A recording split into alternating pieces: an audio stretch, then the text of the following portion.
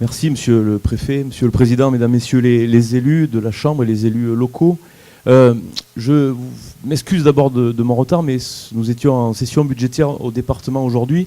Et ce matin, c'est une information pour l'économie, c'est important. Nous avons voté le plan d'accompagnement, en tout cas le plan de revitalisation des Boutières, sur lequel notamment des plans ou des difficultés sur l'emploi sont en cours. Et donc il est important que ce matin nous ayons une action concrète en faveur de l'industrie. Après-midi, je me retrouve donc à Vallon-Pont-d'Arc, chez moi, dans le canton où j'habite, et on va présenter à plusieurs voix l'état d'avancement du projet Chauvet, la candidature UNESCO. On va le faire avec le directeur évidemment du syndicat mixte Chauvet, avec Marc Avzar également, qui est chargé du volet territorial. Et puis je vois dans la salle le nouveau directeur de l'agence de développement touristique de l'Ardèche, Gilles Brace, qui pourra évidemment compléter ce qu'on va dire les uns et les autres. Je voulais simplement, par rapport à la CCI, le fait qu'on vienne présenter ici l'état d'avancement de ce projet, montrer que c'est avant tout un projet culturel et de qualité, avec le président de la société qui va gérer le site, M. Kléber-Roussillon, qui nous fait l'amitié de venir présenter le projet sur lequel, évidemment, il est un des premiers concernés, avec lequel on travaille énormément sur les sujets importants de l'avancement de ce grand projet pour le territoire. On a évidemment, avec le monde de l'économie, signé une convention à la fin de l'année dernière, 2012, à Rions, où nous avons décidé, les uns et les autres, l'interconsulaire, avec les 3 chambres, d'intervenir et de se partager les interventions en matière de retombées économiques sur le territoire au travers de l'arrivée de la grotte Chauvet. Alors sur l'UNESCO, c'est le relais de communication UNESCO qui doit être porté et relayé par l'ensemble des acteurs économiques. Je crois qu'on ne peut pas porter une candidature UNESCO qui ne serait qu'une candidature portée ou qui porterait sur la grotte Chauvet en elle-même. Il faut qu'on ait la reconnaissance, ou en tout cas l'envie et l'ambition de montrer que cette candidature UNESCO et ce label UNESCO permettra aussi de porter une image positive pour l'Ardèche. C'est ce pourquoi les entrepreneurs, membres de la CCI, sont évidemment encouragés à s'investir dans cette candidature. On a la filière agroalimentaire avec la Chambre d'agriculture qui, elle, doit porter la consommation locale et l'approvisionnement local pour le délégataire et le restaurant sur le site. Le mécénat économique, ça concerne la CCI, puisque, je viens de le dire, les acteurs de l'économie, et donc les commerçants, artisans et autres industriels, sont évidemment appelés à se lancer dans du mécénat autour de cette candidature et autour de la retombée positive de ce grand projet. Et puis l'hôtellerie avec une offre d'hébergement adaptée. C'est aussi l'enjeu de ce territoire, de se développer et d'apporter ou de s'adresser à une clientèle nouvelle. Voilà en introduction moi, ce que je voulais dire. On va vite passer, je crois, pour que ce soit vivant, à l'état d'avancée des travaux. Je crois que c'est Richard Buffat, le directeur, qui va le présenter. Et puis on interviendra au fur et à mesure des sujets. Tu peux monter, Richard?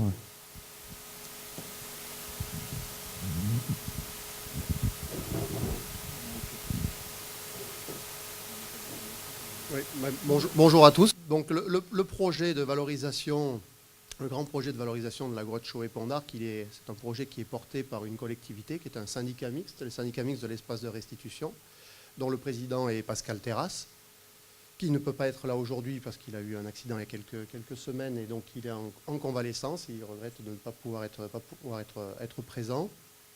Ce projet donc, est porté par un syndicat mixte qui est constitué pour moitié par la région Rhône-Alpes et pour moitié par le Conseil général de l'Ardèche. L'ensemble du projet, donc c'est le véhicule, on va dire, juridique pour conduire l'opération. L'ensemble du projet est piloté dans le cadre d'un conseil stratégique qui est constitué par M. le préfet de l'Ardèche, M. le président de la région Rhône-Alpes et le président du conseil général, Hervé Solignac, c'était l'ancien, et le président du syndicat mixte, Pascal Terrasse. Ce projet donc, suit son cours. On est aujourd'hui au milieu du gué. Tout n'est pas réalisé, loin de là. Beaucoup d'actions restent à conduire et restent à mettre en œuvre. Mais aujourd'hui, on peut considérer que l'opération est quand même bien engagée. L'opération, c'est quoi? C'est un projet à trois volets. Tout d'abord, l'espace de restitution. L'espace de restitution, le monument qui est en train d'être construit, qui va permettre au grand public de voir la grotte Chauvet, qui ne pourra pas être visible au plus grand nombre. Le deuxième volet, dont je parlerai après rapidement, c'est la candidature UNESCO. Et puis le troisième volet de ce projet, c'est un programme de développement territorial, d'accompagnement territorial.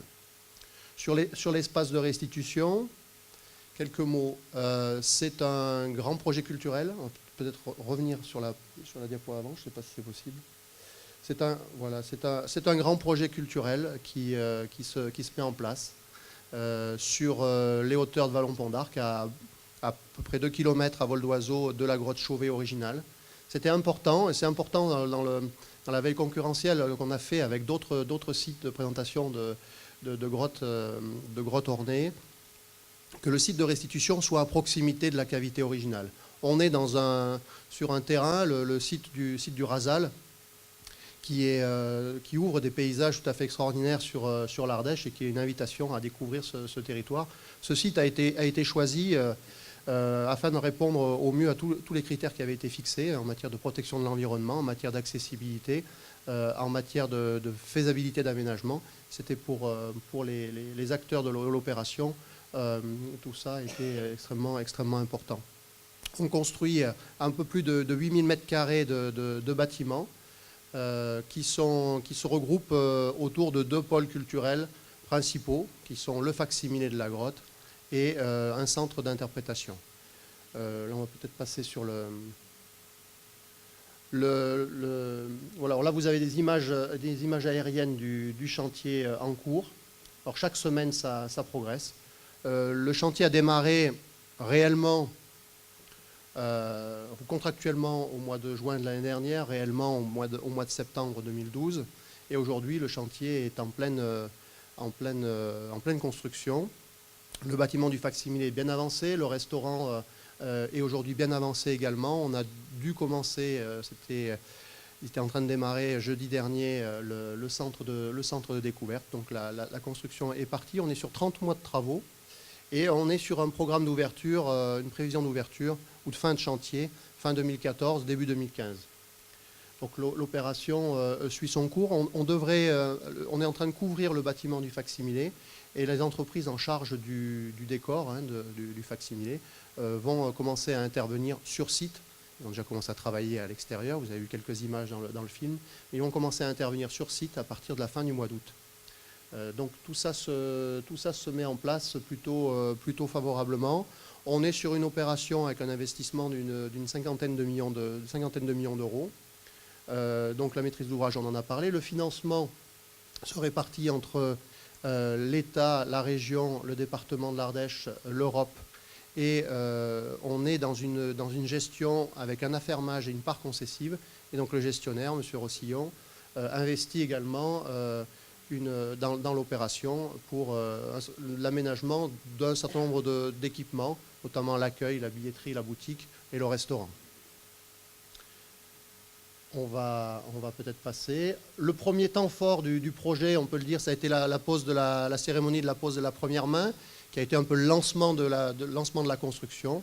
Et comme je le disais, maintenant, le projet se met en place. On va passer. Ce projet, donc je dis, s'articule autour de 2 pôles culturels majeurs qui sont le facsimilé de la grotte et le centre de découverte. Il est complété ces 2 équipements sont complétés par un accueil, une billetterie, une boutique, un restaurant, des locaux d'animation pour les jeunes publics, un espace d'exposition temporaire de 500 m² qui vont permettre de recevoir le public dans les meilleures conditions de confort. 2 mots sur le facsimilé, si on pouvait revenir sur l'image précédente. Le facsimilé de la grotte, c'est l'élément sans doute majeur du projet. Vous avez sur cet écran, sur la partie haute, la grotte en tant que telle. On a travaillé avec les scientifiques, avec notre géomètre Guy Perazio, pour identifier les zones qui étaient les plus intéressantes à restituer. La grotte fait 8500 m² au sol. On ne pouvait pas envisager de la restituer en totalité pour des questions de faisabilité technique et pour des questions bassement financières. Donc le parti qui a été pris avec les scientifiques, c'est d'identifier les zones les plus intéressantes. Ce sont les taches de couleur que vous avez sur le plan de la grotte, sur la partie haute de l'écran. Et tous ces éléments ont été extraits numériquement et été replacés dans un modèle plus petit, qui fait, entre guillemets, plus petit, puisqu'il fait quand même 3500 mètres carrés, où chaque élément garde sa position relative par rapport à ses voisins, comme ils le sont dans la cavité originale. Et ce sont ces éléments-là qui sont restitués. On va voir un visuel juste derrière. Bon, là, c'était une image pour préciser, vous avez tous les points remarquables de la cavité ont été identifiés, ont été numérisés, ont été identifiés par des points de repère, c'est ces taches rouges hein, avec des numéros. Et ce sont ces éléments-là qu'on restitue dans le facsimilé. Dans le facsimilé. Alors, les caractéristiques de ce facsimilé, c'est que toutes les peintures sont restituées à l'échelle 1. On a tiré les enseignements des grands facsimilés qui existent en Europe, que ce soit celui d'Altamira, celui des Caïnes, pour parler des Espagnols, ou celui des grottes de Lascaux, bien évidemment, pour essayer, avec les nouvelles techniques dont on dispose aujourd'hui, de faire mieux que ce qui avait été fait à l'époque pour ces grands facsimilés. Mais sachez que tous les éléments qui sont restitués le sont à l'échelle 1, et c'est le premier élément important dans ce projet. Restituer les peintures dans les meilleures conditions de qualité. Ce qui fait un peu l'innovation, c'est la méthodologie qu'on a mis en place, puisqu'il faut qu'on soit très précis sur un plan scientifique.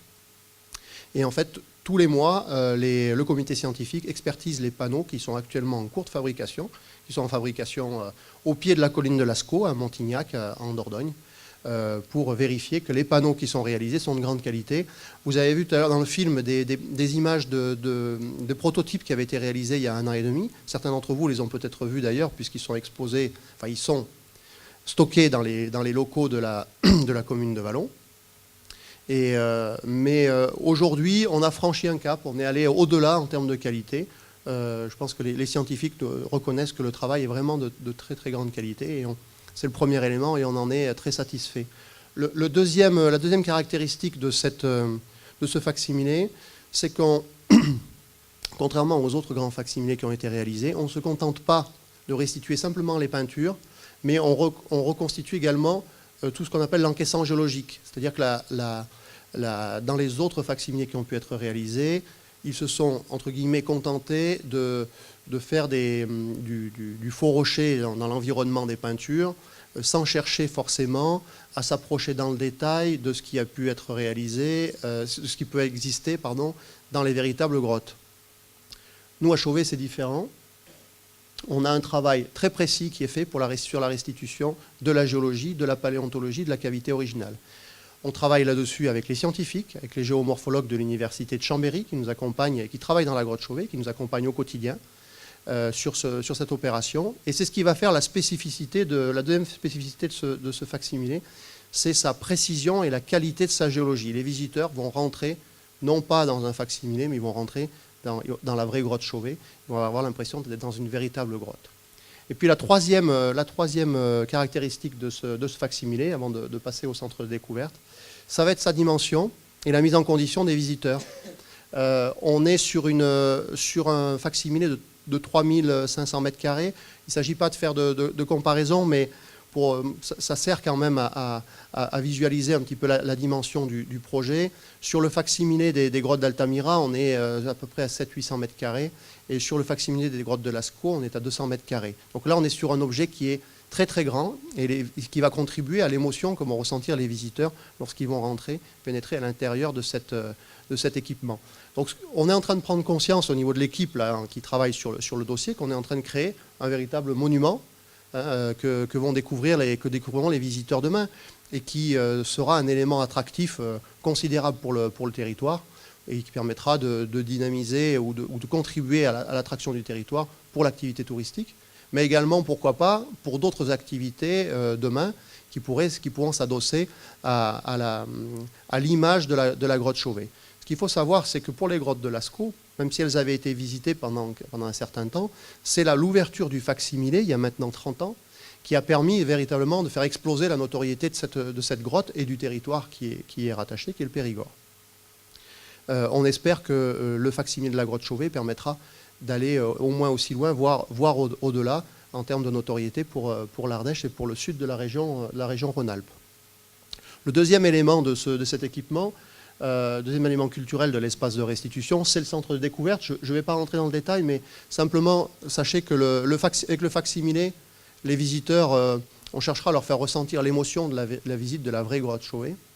Et avec le centre d'interprétation, le centre de découverte, on leur présentera une exposition qui explique qui étaient les hommes de la préhistoire qui ont peint cette grotte, pourquoi est-ce qu'ils ont peint cette grotte, dans quel milieu, dans quel environnement est-ce qu'ils vivaient, quelle était leur culture. Et on verra dans ce centre de découverte que finalement ces hommes n'étaient pas très différents de nous. Et ça ouvre aussi tout un tas de perspectives de réflexion, de débat pour nos visiteurs dans les années à venir. Là, un visuel qui montre les images d'intégration du projet. En haut à gauche, le restaurant. En haut à droite, l'accueil, la billetterie, la boutique. Et en bas également, le haut vent d'entrée, qui là a été traité de manière un peu minérale et qui sera traité de manière beaucoup plus intégrée dans la réalité. L'image a évolué depuis. Alors, j'ai parlé du premier élément, c'est ce que pourront voir les visiteurs. C'est l'espace de restitution, avec notamment le facsimilé et le centre de découverte. Puis le deuxième élément majeur pour notre projet de valorisation, c'est la candidature UNESCO. Pour nous, c'est un vrai atout aussi, il nous semble, pour valoriser ce patrimoine, mais aussi pour valoriser le territoire. Et là, la candidature est en cours. On a franchi le cap de la candidature côté État français, puisque notre candidature a été présentée à l'UNESCO voici quelques mois. Aujourd'hui, le dossier a été transmis à l'ICOMOS, qui est l'organisme qui est chargé d'expertiser les sites. Les experts sont en train de travailler sur notre dossier, les experts de l'ICOMOS, ils sont venus, ils reviendront sans doute dans les prochains mois. On est très, très confiant pour cette candidature, même si, bien évidemment, c'est devant le comité du patrimoine mondial que tout se jouera l'an prochain, au mois de juin 2014, et on espère qu'à ce moment-là, on sera inscrit. Ce deuxième aspect du projet est pour nous également un aspect essentiel, parce qu'il donne de la lisibilité au territoire, puis ça sera un formidable outil de promotion et de communication du patrimoine de la grotte Chauvet, mais aussi de l'ensemble du territoire. Sur le volet territorial, je vais passer la parole à mon collègue Marc Avzar, qui va vous présenter plus largement ce volet, et puis après on pourra répondre à vos questions. Merci.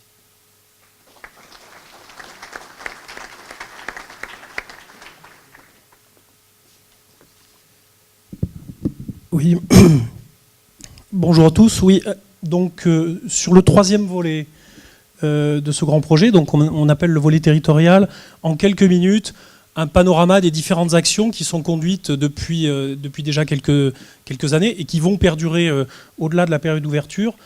Donc toutes ces actions qui visent à faire en sorte que ce grand équipement s'intègre au mieux dans le territoire de l'Ardèche méridionale, de l'Ardèche et puis au-delà, et faire en sorte qu'il profite au mieux au territoire. Donc un petit mot pour dire, on a deux procédures, bon je passe rapidement, mobiliser, mais pour dire malgré tout, vous montrer sur cette diapo que l'effort qui est porté sur ce troisième volet, donc l'intégration dans le territoire, c'est 25 plus 16, 40 millions d'euros, donc c'est pratiquement autant que l'investissement qui est mis sur la construction de l'espace de restitution lui-même. Donc deux procédures sollicitées, le contrat de projet qui a été signé entre la région et l'État, donc qui court sur la période 2007-2013, et puis une deuxième procédure mise en place là spécifiquement par la région Rhône-Alpes et qui est portée par un partenariat local, donc qui va couvrir, qui va servir notamment de relais de financement sur la période 2011-2016. Donc qu'est-ce qu'on trouve dans ces procédures territoriales, dans cet accompagnement du territoire? D'abord une intervention sur des infrastructures qui sont liées de manière assez proche à l'espace de restitution lui-même. Donc une intervention en projet de requalification du site de la Combe d'Arc. Vous savez que bon, c'est un site à très fort enjeu pour le département, touristique et autres, sur lequel on a, en particulier en saison touristique, des dysfonctionnements en matière de déplacement, de transport et sur lesquels il y a des vrais enjeux d'accueillir au mieux les visiteurs. Donc une procédure qui est en cours, une procédure d'opération grand site, donc portée conjointement par le syndicat de gestion des gorges, le conseil général de l'Ardèche et l'État. En haut à gauche, des travaux qui sont en cours au musée régional de la préhistoire d'Orniac.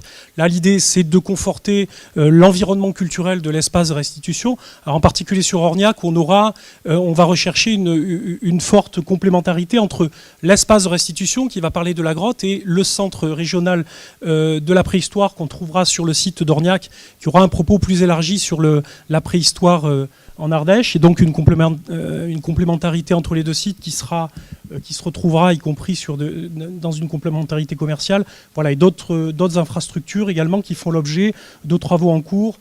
Le site archéologique d'Alba-la-Romaine, donc qui est un projet porté par le département, et à gauche le petit schéma. Le pôle d'échange multimodal de Vallon, qui sera un petit peu le carrefour, le nœud de la circulation sur Vallon, avec une gare routière, le transfert de l'office de tourisme. Voilà. Donc des interventions sur des infrastructures essentiellement à maîtrise d'ouvrage public. Je vais passer rapidement. Une réflexion qui a démarré déjà depuis plusieurs années sur les transports, donc avec un plan de déplacement de transport qui a été élaboré par le Conseil général au cours de l'année 2011 et qui vise à la fois à améliorer l'accessibilité du territoire et à améliorer le fonctionnement du territoire autour de l'espace de restitution, autour de Vallon, en particulier en saison touristique. Mais pas que. L'enjeu sur les transports et les déplacements, il est aussi de rechercher une offre de services, en particulier transport collectif, pour les résidents à l'année. Donc voilà, de nombreuses réflexions qui sont en cours sur les infrastructures, sur les modes doux de déplacement, sur la construction, la mise en place progressive d'une offre de transport collectif et sur l'intermodalité. Une stratégie culturelle, là, comme je le disais, l'idée c'est que l'espace de restitution, seul sur le territoire, ne peut pas fonctionner. Il a besoin, pour donner sa pleine envergure, de bénéficier d'un environnement culturel favorable. Donc plusieurs actions qui visent à conforter l'environnement culturel de l'espace de restitution sur le territoire, avec le grand événement d'actualité pour nous, c'est le partenariat donc, qui a été mis en place avec un des grands musées nationaux, un des grands musées parisiens, donc le musée du Quai Branly, qui, pour la première fois, met en place sur ses collections une exposition donc décentralisée qui sera inaugurée, donc qui ouvrira ses portes le 2 juillet à Vaugué, et qui sera là tout l'été et qui sera là jusqu'au début du mois de novembre. Et là, on voit là un des enjeux pour nous, c'est commencer à élargir la saison touristique, travailler sur ces périodes d'automne et travailler sur un tourisme différent sur le département. Également des enjeux de notoriété, ça fait partie pleinement des actions du syndicat mixte d'espace de restitution. Ça part de l'idée que cette grotte aujourd'hui, elle commence à avoir une notoriété locale, ardéchoise, mais aujourd'hui la grotte est fermée au public, le facsimilé n'est pas présent sur le territoire. C'est une grotte qui a besoin de monter petit à petit en notoriété. Donc c'est toutes ces actions qui visent à favoriser la notoriété de la grotte dans un premier temps, et puis dans un second temps, lorsque l'espace de restitution sera ouvert, la notoriété de l'espace de restitution, donc des actions avec en particulier donc, ce cycle de conférences qui est en cours au Théâtre du Rond-Point sur les Champs-Élysées à Paris. Une stratégie touristique, je vais passer rapidement parce qu'il y aura peut-être des questions dans la salle et puis des compléments pourront être apportés par Gilles Brace. Mais là, l'idée, c'est vraiment d'utiliser cet équipement qui sera ouvert à l'année, 365 jours par an, comme un levier pour avoir une activité moins saisonnalisée, pour pour diversifier l'offre touristique, mettre en lumière des éléments patrimoniaux, culturels de notre offre touristique qui aujourd'hui ne sont pas forcément vus par les visiteurs, ne sont pas forcément connus. Donc jouer sur ces leviers-là, donc avec une stratégie qui est pilotée par l'Agence Développement Touristique et voilà. Des actions dans le domaine de la communication, du marketing, de la formation, la structuration de nouvelles filières de visite comme la préhistoire, un travail de qualification de l'offre sur les offices de tourisme, sur les sites, voilà, tout un ensemble d'actions qui se déroulent déjà depuis pas mal de temps. Des réflexions également dans le domaine de l'enseignement supérieur à la recherche. Vous savez que c'est un des points faibles, une des difficultés de notre département. Là aussi, l'idée, c'est de s'appuyer sur ce projet pour développer de nouvelles formations dans le domaine de l'enseignement supérieur et de nouvelles activités dans le domaine de la recherche. Ça se déroule en particulier dans le cadre d'une convention qu'on a signée avec l'Université de Savoie, où on a une réflexion en cours pour implanter sur le territoire un centre de ressources et de recherche dans le domaine de l'étude du monde souterrain et des cavités naturelles. Dans le domaine de la formation, un exemple, on travaille pour ouvrir à la rentrée universitaire 2014, sur le territoire des Choix, une offre de formation de guides conférenciers de niveau licence. Voilà. L'idée, ça fera la transition avec la dernière diapo. L'idée, c'est que là aussi, l'emploi, à la fois l'emploi direct lié à cet équipement et l'emploi indirect pour toutes les activités qui vont se créer autour, bénéficient au mieux au territoire. Voilà. Un petit mot peut-être de conclusion pour Laurent sur le protocole donc, de coopération signé avec les chambres consulaires à la fin de l'année 2012. Oui, j'en ai parlé en introduction, mais l'objet de la présentation, puisque le thème c'était Chauvet et l'économie, puisque c'est un lien direct quand même avec l'action de la CCI, c'est là-dessus que, après la présentation qui a été faite, notamment sur l'état d'avancement des travaux, la candidature UNESCO, on peut rappeler ce que ce protocole engage au niveau de l'action des uns et des autres autour de ce grand projet.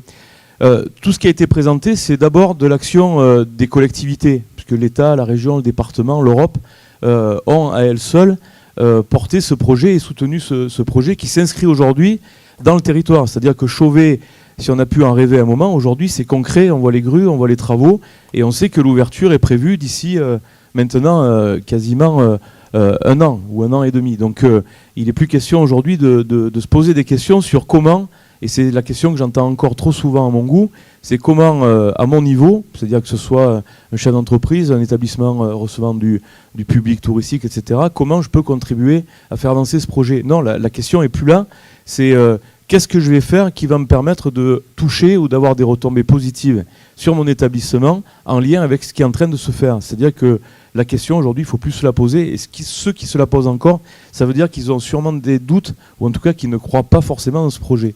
Donc moi j'y crois, la CCI avec ce protocole est donc engagée sur des actions concrètes. Vous avez, je crois, investi dans un support que vous allez pouvoir installer dans plusieurs salons, puisque c'est une mini-expo au Chauvet, je crois, qui doit être mobile et donc se diriger avec vous et les chefs d'entreprise partout en France et en Europe s'il faut. Donc les supports, vous l'avez. Je pense également qu'au niveau de la CCI, c'est une proposition que je fais d'ici un an et demi, il faudrait qu'au sein de ton équipe, Jean-Paul, on ait un groupe d'élus référents qui s'occupent vraiment de se poser des questions, de savoir comment ils peuvent contribuer à accompagner ce projet-là. Le mécénat autour de Chauvet, c'est ce qu'on attend aussi de l'activité économique, c'est-à-dire qu'à un moment, après l'effort des collectivités, on retrouve un effort au moins aussi important que par celui ou par ceux qui sont les premiers concernés, c'est-à-dire ceux qui ont des retombées économiques. Ça veut dire qu'on peut imaginer, et je crois qu'il faut l'imaginer au sein de la CCI, comment on peut amener ce mécénat à être effectif. Parce qu'aujourd'hui, on en parle beaucoup, mais on ne le voit pas forcément encore arriver. Et je vous le disais en introduction, la candidature UNESCO, c'est pas l'affaire des Vallonnais ou c'est pas l'affaire du territoire des Gorges d'Ardèche, c'est l'affaire de tous les Ardéchois. Et une entreprise comme au Bourget notamment, qui aura demain le soutien à la candidature UNESCO et une action concrète envers l'UNESCO, aura une image positive, celle d'un territoire qui gagne et qui va de l'avant et qui est dynamique. Et je crois que l'économie ardéchoise a bien besoin en ce moment d'avoir un enjeu de cette taille-là et de faire ressortir à l'extérieur tout ce qu'elle peut tirer du bénéfice d'être candidat et validé à l'UNESCO. Je ne vais pas revenir sur tout ce qui est mis en place au niveau volet territorial, opération Grand Site, Pont d'Arc, etc. Ça, c'est encore une fois des opérations portées par les politiques et les collectivités, mais à un moment donné, il faut que cet élan je dirais, de l'économie, ou en tout cas de ceux qui font l'économie, parce que l'économie ne se décrète pas, que l'élan de ceux qui font l'économie se retrouve réellement dans ce projet, parce qu'au moins, on aura, je crois, une grande chance d'en tirer tous les premières retombées, et c'est ce qui compte, notamment pour l'emploi, la formation, etc. C'est ce qui a été décrit tout à l'heure par et Richard et Marc sur les deux volets.